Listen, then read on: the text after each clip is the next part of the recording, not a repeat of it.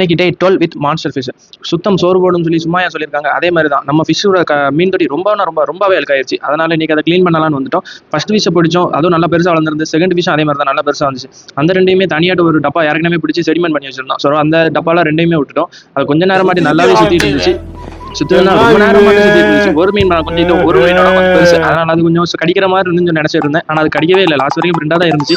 சரி நம்ம பாத்திரத்தை நல்லா தேய்ன்னு போட்டு நல்லா தேய்ச்சிட்டு நல்லா தண்ணி விட்டு நல்லா அலசி எடுத்து தூர ஊற்றிட்டோம். அது இப்போ தான் நான் கொஞ்சம் நல்லா பார்க்கறதுக்கு கொஞ்சம் நல்லா அழகா இருக்கு. இந்த தொட்டி எவ்வளோ நாள் அப்படி இருந்து சொல்லி இப்போ எனக்கே பார்க்குற கொஞ்சம் ஆச்சரியமா இருந்துச்சு. சரின்னு சொல்லிட்டு இனி நம்ம 3 days இல்லாட்ட 4 days ஒன்ஸ் நல்லா கழுவிட்டு வரைக்கும் அந்த மீனுக்கு ஒன்று ஒரு பாதிப்பும் வராது. டெம்பரேச்சரும் கரெக்டாக மெயின்டைன் ஆகும்.